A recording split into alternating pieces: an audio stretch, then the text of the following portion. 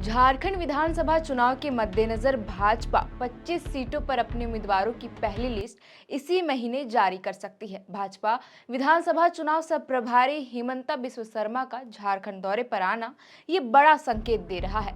बता दें कि इससे पहले भी चर्चा थी कि भाजपा मध्य प्रदेश की तर्ज पर चुनाव की घोषणा से पहले अपने प्रत्याशियों की पहली लिस्ट जारी कर सकती है, लेकिन इसी महीने भाजपा अपने उम्मीदवारों की पहली लिस्ट में 81 सीटों में से 25 सीटों पर उम्मीदवार उतारने वाली है। हालांकि ये पहले ही चर्चा थी कि भाजपा पहली लिस्ट में 40 या उससे अधिक सीटों पर उम्मीदवार उतारेगी, लेकिन अब 25 सीटों पर ही उम्मीदवार उतारने की बात सामने आ रही है। बहरहाल वे कौन सी सीटें होंगी जिसे भाजपा अपनी पहली लिस्ट में जगह देने वाली है? आखिर ऐसी क्या वजह है कि भाजपा पहले इन्हीं 25 सीटों पर प्रत्याशियों के नाम का ऐलान करने वाली है? आज की इस वीडियो में आपको हम विस्तार में बताएंगे।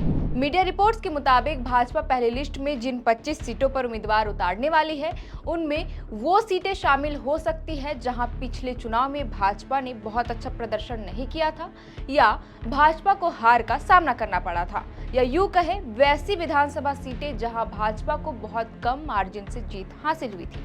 इसके अलावा बीजेपी अपनी पहली लिस्ट में रिजर्व सीटों पर भी कैंडिडेट उतार सकती है। लोकसभा चुनाव में एसटी रिजर्व सीटों में मिली हार इसकी बड़ी वजह हो सकती है। आपको बता दें कि भाजपा ऐसा पहली बार नहीं कर रही है। इससे पहले भी भाजपा राजस्थान, मध्य प्रदेश और छत्तीसगढ़ के विधानसभा चुनाव में ऐसा एक्सपेरिमेंट कर चुकी है। एडीआर की रिपोर्ट के मुताबिक झारखंड की 11 ऐसी सीटें हैं जहां भाजपा को 10,000 से भी कम वोट के अंतर से जीत मिली थी। इनमें बागमारा विधानसभा सीट है जहां भाजपा हारते हारते किसी तरह चुनाव जीतने में सफल हुई थी। महज 824 वोट के अंतर से भाजपा विधायक ढुल्लू महतो ने यहां जीत हासिल की थी। हालांकि अब लोकसभा चुनाव जीतकर ढुल्लू महतो ने विधायक पद से इस्तीफा दे दिया है। वहीं देवघर सीट पर भाजपा विधायक नारायण दास 2624 वोट के अंतर से चुनाव जीतने में सफल हुए थे, जिसके बाद विश्रामपुर विधानसभा से भाजपा के विधायक रामचंद्र चंद्रवंशी 8513 वोटों के अंतर से चुनाव जीता था। कोडरमा में 1797 वोट से भाजपा विधायक नीरा यादव जीती थी। चंदनक्यारी विधानसभा सीट पर 9211, गोड्डा पे 4512, रांची 5904 और सिंदरी में 8253, तो तोरपा में 9630, जबकि मांडू विधानसभा सीट पर 2662 वोटों के अंतर से बीजेपी को जीत मिली थी। आपको बता दें कि भाजपा विधायक जेपी पटेल ने लोकसभा चुनाव से पहले भाजपा छोड़ कांग्रेस का दामन थाम लिया है।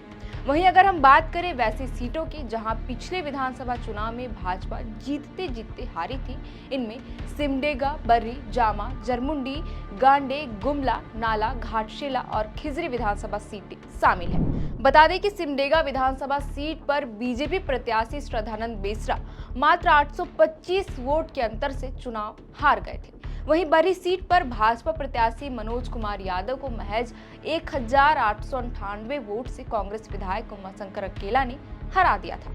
जामा सीट पर भी महज 2426 वोट के अंतर से झामुमो प्रत्याशी सीता सोरेन ने सुरेश मुर्मू को हराया था। हालांकि लोकसभा चुनाव से पहले झामुमो विधायक रही सीता सोरेन ने भाजपा को ज्वाइन कर लिया। जरमुंडी विधानसभा में 3099, खिजरी में 5469, घाटशिला में 6724, गांडे में 8855 वोट से बीजेपी हारी थी। हालांकि हाल ही में गांडे विधानसभा में हुए उपचुनाव में बीजेपी को दोबारा से हार का सामना करना पड़ा था। बता दें कि भाजपा प्रत्याशी दिलीप कुमार वर्मा को झामुमो प्रत्याशी कल्पना सोरेन ने 26,483 वोट के अंतर से हराया था।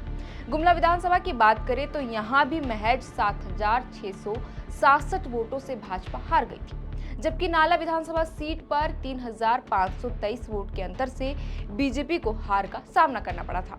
हमने जो भी आंकड़े आपके साथ साझा किया है वो सभी एडीआर की रिपोर्ट में दिए गए आंकड़े थे। इन सभी सीटों पर भाजपा को 10,000 से भी कम मार्जिन से जीत भी मिली थी और हार भी, और बहुत संभावना है कि बीजेपी अपनी पहली लिस्ट में इन सभी सीटों पर अपना उम्मीदवार उतार सकती है। फिलहाल के लिए इस वीडियो में इतना ही। आप देख रहे थे द फोर्थ पिलर। मेरा नाम है श्रेया रतन। बहुत बहुत शुक्रिया।